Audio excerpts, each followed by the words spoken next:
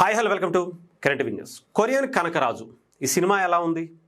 వీటికన్నా ఈ మధ్యన cinema release నిన్న ప్రీమియర్ షోలు పడిపోయాయి. దాని తర్వాత కొన్ని ట్రోల్స్ అయితే ఎక్కువ కనిపిస్తుంది.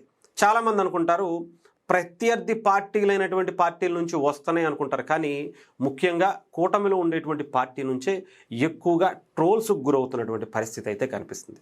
అయితే దాని గురించి సపరేట్గా వీడియోలో మాట్లాడుకుందాం. కానీ ఈ సినిమాకి సంబంధించినటువంటి కథ ఏంటి, ఈ సినిమా ఎలా ఉంది, మనం ఇచ్చేటువంటి రేటింగ్స్ ఏంటి, ఇది సినిమా చూడొచ్చా చూడకూడదా, అసలు ఎలా ఉంది అండ్ మనం పెట్టినటువంటి డబ్బులకి పైసా వసూలా కాదా, ఇది మనం తెలుసుకునేటువంటి ప్రయత్నం చేద్దాం.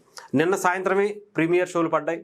నాకు తెలిసి వరుణ్ తేజ్ గారి గత సినిమాల కన్నా మంచి బజ్ వచ్చింది, చాలా హైప్ వచ్చింది. సినిమాలు కూడా పెద్ద పెద్ద సినిమాలు కూడా తెలుగుకి సంబంధించి ఏమీ లేకపోవటం, చాలా అద్భుతమైనటువంటి కలెక్షన్స్ కూడా ఈ సినిమా కలెక్ట్ చేస్తుంది అనడంలో ఎటువంటి సందేహం లేదు. అది నిన్న కావచ్చు, ఈరోజు కావచ్చు, రేపు కావచ్చు, ఎల్లుండి కావచ్చు, బోనాలు ఇవన్నీ వరుసపెట్టి రావటం ఈ సినిమాకి ప్లస్ అనే చెప్పాలి. కంప్లీట్గా నాకు తెలిసి సునాయాసంగా ఈ ఆదివారానికి వచ్చేటప్పటికి 100 కోట్లు ఈజీగా కలెక్ట్ చేసేస్తుంది, అందులో ఎటువంటి సందేహం లేదు. ఎందుకంటే సినిమా కథలో విషయం ఉందా, సినిమా ఎంటర్టైనా కాదా అనేది చూడాలి. వరుణ్ తేజ్ గారు చాలాసార్లు మనం చూసాం, ఆయన విభిన్నమైనటువంటి పాత్రలను ఆయన ఎంచుకునేటువంటి సినిమాలను బట్టే మనకు అర్థమవుతూనే ఉంది. మెగా హీరో అంటే కమర్షియల్ హీరో అని చాలామంది అనుకుంటారు, బట్ తన ఆ పద్ధతి కాకుండా సపరేట్గా తనకంటూ మొదటి సినిమా నుంచి ఇప్పటి వరకు కూడా విభిన్నమైనటువంటి కథలు, అటు గద్దలకొండ గణేష్ కావచ్చు, కంచె అనేటువంటి సినిమా కావచ్చు, ఇలా తనకు నచ్చినటువంటి ఒక కొత్త స్టోరీస్ అన్నింటిలో కూడా తనదైనటువంటి ఒక నటనతో మెప్పించేటువంటి ప్రయత్నం చేసుకుంటూనే వచ్చారు వరుణ్ తేజ్ గారు. వరుణ్ తేజ్ గారికి సంబంధించి ఇది ఒక మాస్ ఎంటర్టైనర్ అని చెప్పాలి. కంప్లీట్గా ఎంటర్టైన్ చేయటం కోసం ఈ సినిమా తీశారు అని చెప్పాలి. అది కూడా ఎక్కడో కొరియా నుంచి ఇక్కడకు ఒక గ్యాంగ్స్టర్కి సంబంధించినటువంటి ఆత్మ ఎలా ప్రవేశిస్తుంది వరుణ్ తేజ్ గారిలో, ఆ తర్వాత జరిగేటువంటి పరిణామాలు ఏంటి, వీళ్ళు మళ్ళీ కొరియా ఎందుకు వెళతారు, అనంతపురం బ్యాక్డ్రాప్గా జరిగేటువంటి ఈ స్టోరీ అంతా కూడా ఫస్ట్ హాఫ్ అంతా కూడా మొత్తం అనంతపురంలోనే తీసినట్టుగా అయితే చాలా ఎక్కువ శాతం కనిపించింది. ఈవెన్ దానికి సంబంధించినటువంటి హీరో గారు కావచ్చు, అందరూ కూడా దీనికి సంబంధించి చాలా క్లారిటీగా చెప్పారు. ఎక్కువ శాతం కూడా అనంతపురంలోనే, అనంతపురం చుట్టూ ఉండేటువంటి పరిసర ప్రాంతాలను, అక్కడ ఉండేటువంటి విశేషాలను ఇవన్నీ కూడా ఈ సినిమాలో చాలా అద్భుతంగా అందంగా చూపించారని చెప్పాలి. ఆ నేటివిటీ, ఆ స్లాంగు అవన్నీ కూడా చాలా క్లియర్గా, చాలా అద్భుతంగా అందరూ కూడా, ఈవెన్ వరుణ్ తేజ్ గారు కూడా చాలా మాండలికాన్ని కూడా చాలా అద్భుతంగా పలికారని చెప్పాలి. ఆ తర్వాత అక్కడ కియా కంపెనీకి, ఈయన కియా కంపెనీలో పనిచేయరు, కానీ ఎలా ఇక్కడ నుంచి అక్కడ కొరియాకి వెళ్ళారు, అక్కడ కొరియాకి సంబంధించినటువంటి ఒక గ్యాంగ్స్టర్కి సంబంధించి ఏం జరిగింది, తను ఎందుకు చనిపోయాడు, చనిపోయిన తర్వాత అక్కడికి వరుణ్ తేజ్ గారికి ఉండేటువంటి ఆ లింక్ ఏంటి, ఇవన్నీ కూడా కథ మొదటి భాగం అంతా కూడా ఈ స్టోరీ చెప్పడానికన్నా ముందే ఆ స్టోరీలోకి తీసుకెళ్ళడానికి మొదటి భాగం అంతా కూడా చాలా ప్రయత్నం చేశారు. కొంత అక్కడక్కడ ల్యాగ్ అనిపించినా కూడా బోర్ అయితే అనిపించదు సినిమా. ఇంకపోతే సత్య వన్ మ్యాన్ షో అని చెప్పాలి. సత్య అటు వరుణ్ తేజ్ గారితో ఫుల్ లెంత్ క్యారెక్టర్ ఉంటుంది.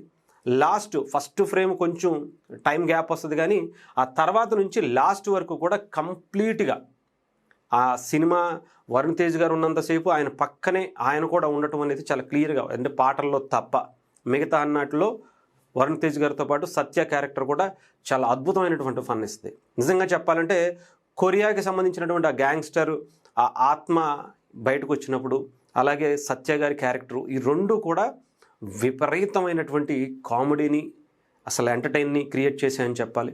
కుర్చీలో కూర్చుని మనం నవ్వుకుంటూ ఎగిరెగిరి పడుతుంటామంటే మీరు ఆలోచించాలి. ఈ మధ్యకాలంలో అలాంటి ఫన్కి సంబంధించినటువంటి సినిమా ఎంటర్టైన్మెంట్ అయితే రాలేదని చెప్పాలి.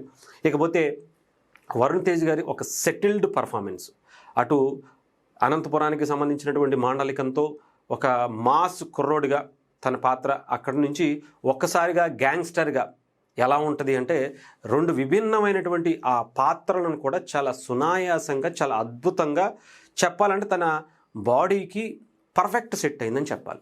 ఇక యాక్షన్ అయితే నెక్స్ట్ లెవెల్. అది ఎలా ఉంటుంది అంటే అక్కడ ఒక్కసారిగా ఓజీని గుర్తు చేసేటువంటి పరిస్థితులు కూడా వస్తాయి. ఓజీలో ఎంటర్టైన్ చేస్తూ ఒక మాస్ కుర్రోడ ఉంటే ఎలా ఉంటుందో అలాంటి పాత్రగా కనిపించింది. అది జపాన్కి సంబంధించింది, ఇది కొరియాకి సంబంధించింది అయినా కానీ ఆ రిఫ్లెక్షన్స్ మాత్రం కనిపిస్తాయి. ఆ గ్యాంగ్స్టర్స్కి సంబంధించినటువంటి ఆ నేటివిటీసు అవన్నీ కూడా మనకి అక్కడక్కడ కనిపించేటువంటి అవకాశం ఉంటుంది. ఇక తమన్ గురించి చెప్పాలి. ఓజీ తర్వాత ఆ స్థాయిలో బ్యాక్గ్రౌండ్ మ్యూజిక్ని చింపి ఆరేశారని చెప్పాలి. సాంగ్స్ కొంత మనకి అక్కడక్కడ కొన్ని 1-2 మంచి సాంగ్స్ కనిపించినా కానీ కొంత సాంగ్స్ గురించి పక్కన పెడితే బ్యాక్గ్రౌండ్ స్కోర్ మాత్రం నిజంగా అదే మనం కొంతమంది మాట్లాడుతూ ఉంటారు కదా, ఏం తాకు కొట్టాడరా భయ్యా తమన్ భయ్యా అని, అలా ఉందన్నమాట. ఓజీ తర్వాత ఆ రేంజ్లో చింపి ఆరేసాడు అని చెప్పాలి. ఓజీకి సంబంధించి ఏ బ్యాక్గ్రౌండ్ అయితే మనకి అలా కనిపిస్తూ ఉంటుందో ఈ సినిమాలో కూడా అలాంటివి అదే వినిపిస్తూ ఉంటుంది. ఒక్కసారిగా మనం ఓజీని మళ్ళీ ఏమన్నా వేరే పాత్రలో చూస్తున్నామా అనుకునేటువంటి పరిస్థితి ఉంటుంది. ఇకపోతే వరుణ్ తేజ్ గారు అనంతపురం క్యారెక్టర్లో ఉన్నంతసేపు, మాస్ క్యారెక్టర్లో ఉన్నంతసేపు కూడా చిరంజీవి గారి ఆ రిఫ్లెక్షన్ ఎందుకు ఆయన ఫ్యామిలీలో ఆయన ఫేస్ కట్ ఇవన్నీ కూడా నాగబాబు గారికి కావచ్చు ఇవన్నీ కనిపిస్తూ ఉంటాయి. పున్నమి నాగు అలాంటి గెటప్స్ ఇవన్నీ కూడా ఆయనలో ఆ ఫేస్ కట్స్ అన్నీ కూడా అద్భుతంగా అని చెప్పాలి. సో ఏదేమైనా సరే సినిమా 100కి 100% పైసా వసూలు అని చెప్పాలి. మీరు ఏదైతే ఎంటర్టైన్మెంట్కి డబ్బులు పెట్టి చూసి ఎంజాయ్ చేసి కడుపుబ్బా 2 గంటల పాటు అన్నీ మర్చిపోయి మనం వెళ్ళాలనుకుంటే వాళ్ళకి మాత్రం 100% పైసా వసూలు అని చెప్పచ్చు. ఈ సినిమాకి సంబంధించి మిగతా ట్రోల్స్ ఇవన్నీ అంటారా కామనే. ప్రతి సినిమాకి ఈ మధ్యన అది పరిపాటు అయిపోయింది. ఇంకా అది పనిగట్టుకుని ఎవరో ఒకళ్ళు ఏదో ఒక రకంగా ఆపాలనేటువంటి ప్రయత్నం చేస్తూనే ఉంటారు. అది వాళ్ళ వృత్తిగా అయిపోయింది. దాని గురించి ప్రత్యేకించి మాట్లాడుకోవాల్సిన అవసరం లేదు. బట్ ఎంటర్టైన్మెంట్ని ఎంటర్టైన్మెంట్గా చూడండి, సినిమాని సినిమాగా చూడండి. ఎంతోమంది ఎన్నో రకాల పాత్రల్ని ఇమిటేట్ చేస్తూ చిరంజీవి గారి పాత్రల్ని చాలామంది ఇమిటేట్ చేశారు. ఈవెన్ దీంట్లో కూడా చిరంజీవి గారి పాత్రలను కూడా సత్య ఇమిటేట్ చేశారు. చాలామంది పాత్రలను చాలా రకాలుగా చాలా సినిమాల్లో పవన్ కళ్యాణ్ గారి పేరుతో ఫోటో కట్స్తో ఆయన బాడీ లాంగ్వేజ్తో కంప్లీట్గా ఒక సినిమానే తీశాడు రామ్ గోపాల్ వర్మ. అలాంటిది దీంట్లో అవన్నీ పెట్టి సినిమాని సినిమాగా చూస్తే ఎవరికి ఏ ఇబ్బంది ఉండదు. అంతే తప్ప దీన్ని కావాలని కోడిగుడ్డు మీద ఏకల పీకేటువంటి బ్యాచ్కి డెఫినెట్గా ఇంక మనం ఏం చేయలేము అనుకోండి.